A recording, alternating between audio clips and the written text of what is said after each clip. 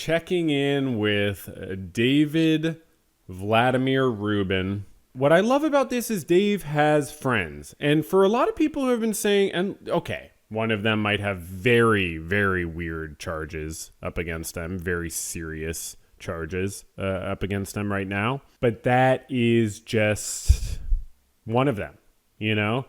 This person, Emily Wilson, is new on this episode, filling in for Jillian Michaels, who I don't really know. I know that she's famous. I've seen her on a few things recently. We were like sub-famous, but let's kind of jump because, you know, oh God, what's his take on South Africa?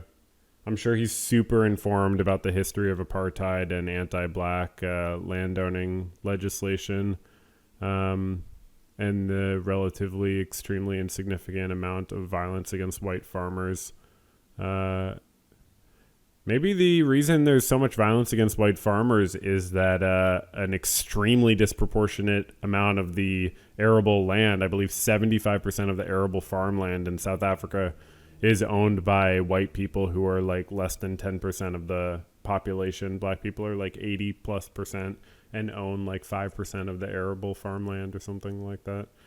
Historically, the land has been literally taken from the black people. It's not like it's just, oh, things just ended up this way.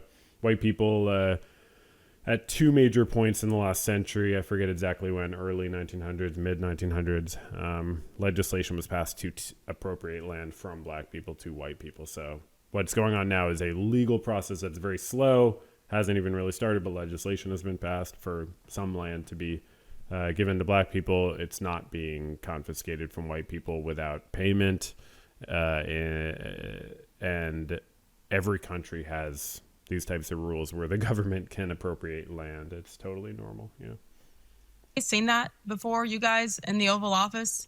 I mean, it was like, where's the popcorn, man? You're showing us a movie. Savage. I would have paid money to sit there and watch it. And oh, wow. They're fans of... So obviously, you know what they're referring to. The U.S. Republican president, Donald Trump, had the South African president in his office.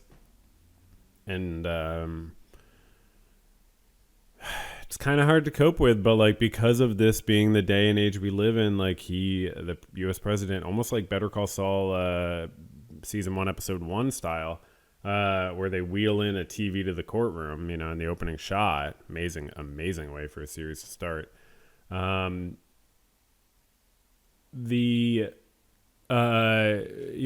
president brings in this, they show him a little video of something. It was actually ended up being,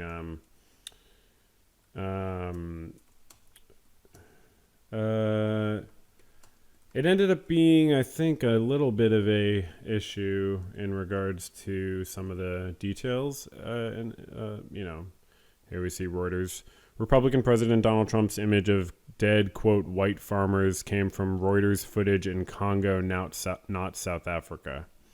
That was not the video. That was just a picture. So there was a lot of stuff going on. Anyways, these 4 people who you want to believe, I honestly believe are like not bad people. Or, well, you know, I honestly take that. I'm not sure about that. But, I don't know these people, and Rubin, I'm mostly just talking about Dave, you know what I mean? I'm mostly just thinking about Dave. They just look like her expression, like they all look sad to me. They look like they, you know, feel bad about what they're doing, but I don't know, maybe I'm just projecting. I just looked up his name to confirm it. Cyril Ramaphosa, I think it is. Yeah. The South African president. When you see him smiling and laughing, and all of a sudden Donald Trump says, "Yeah, turn down the lights," and he's like, "Ha ha ha." Okay, let's see if they know anything about what's actually going on in South Africa. Called out. Who else would have done what Donald Trump did there? Okay, yes, we understand it was an unusual thing to do, but was it, correct? Right about what the issues are, or at least most of the time, but then he understands the media component, and I feel like that was just like a new tool that he pulled out of the kit right there. So that was incredible. Wow, that's such a weird take to be like, oh, it was so cool that he showed a movie, because a lot of people see that. I mean, not to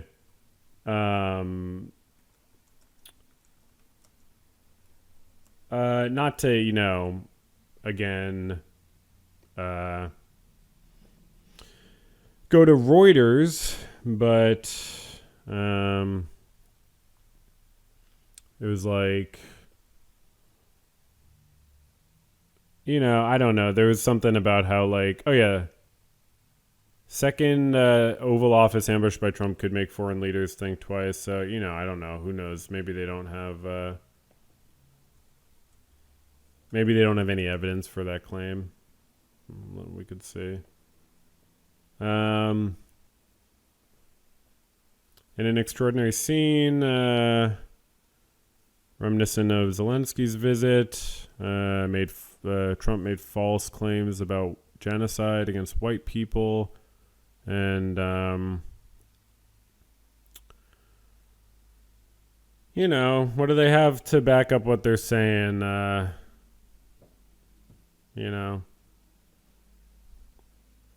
I don't know. They just have some people,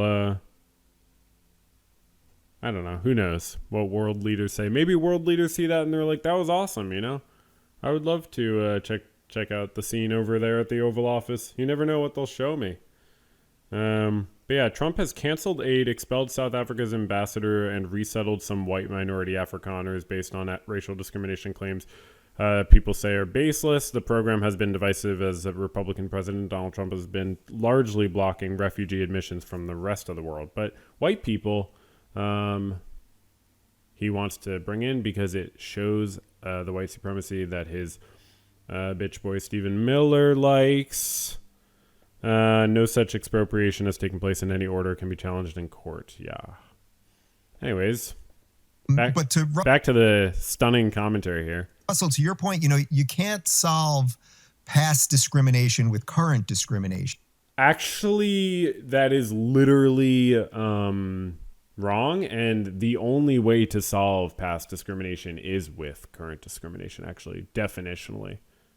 Tell me how you make up for any past wrongdoing without doing what could be described as discriminating. Wow, Russell ended up doing a podcast with Dave Rubin.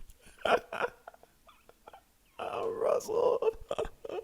And interestingly, I had a guy by the name of Rob Herzog in the studio just this afternoon. It's going to be up on Saturday. And he is a South African businessman, an entrepreneur, an investor. I had him on in London in February. Okay. And that video that we did talking about what's going on with the farmers in South Africa went crazy viral. Elon. I mean, this, just so you know, if you're like a normal person who doesn't like know about this stuff, for years, at least 10 plus years, like or more. I'm not, I probably more.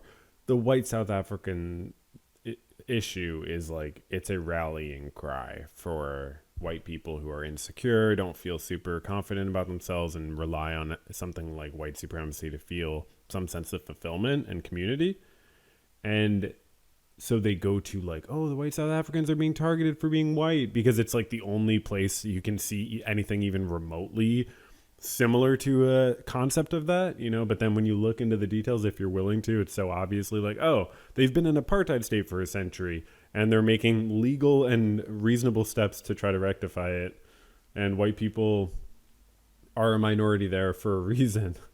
Like they don't need to have all the ownership of all the resources in the land. So it's just like, yeah, but it's an issue. So when Dave says his video went big, it's like, right, no, that's like a strong like divisive political issue. It's like the great replacement sort of vibes. Tweeted it twice. South Africa was then the top trend on Twitter for a day because of it. And he comes... And not because of the owner being a South African too. From a family that benefited from apartheid. As he described, he has a 5-generation white family in South Africa. What? I mean, I was assuming it was something bad, but what?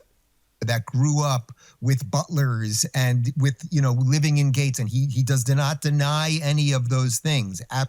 Where is Dave going to go to land this? Absolutely.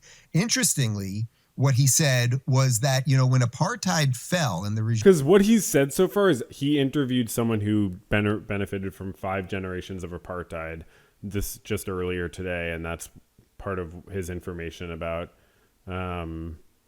what's going on in South Africa, seemingly a big part. And he says he released a video that did well that was about what's happening to white farmers in South Africa who own 75% of the farmland, and they're less than 10% of the population, and black people have been historically barred from that important research. Regime fell, basically. So now we're talking post-Mandela. When it fell, that there was sort of like a coalition government that was trying to deal with how do you heal these things, because they knew you can't just go from all of this separation to like magical utopia, as if that exists anyway. And what he described was they really did have it for a while. There was unbelievable investment because the whole world was like, oh, we defeated apartheid. So then there was. Right, but when you're talking about he's trying to say, like, how should they make up for the bad state, right? But investment is not really investment is not relevant to how you make up for apartheid. It's sort of a separate issue. There was all this investment into South Africa. It's an incredibly beautiful country, actually. So there was everywhere. So is everywhere. Why do people say stuff like that? To build and all of this stuff. And then unfortunately what happened, and this is where he kind of connected it to what's going on with us in the United States, is then the kind of grifter class comes in. And they're like, oh, we see all the history and the wounds and everything. So they just don't let go of the past. And then because of that, it sounds like he's trying to criticize capitalism almost. In a way, like the liberal, neoliberal, like co-opting of like social justice causes in this like twisted way. Has stoked a new generation of racial tension. He also did connect the fact that part of the stuff.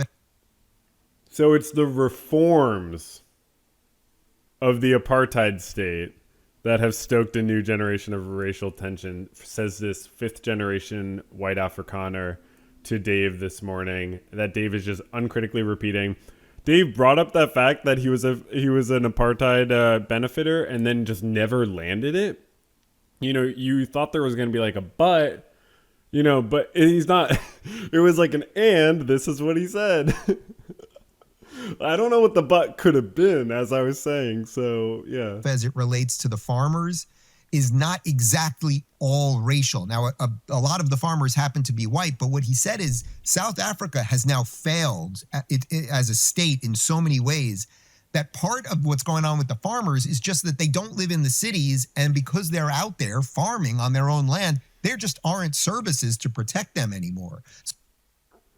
Okay, I don't know. I don't know, Dave. I don't know whether that is the issue with South Africa. I will say that. I would just double check when you have a guy like that on your program. Okay, well, I think we saw enough, right?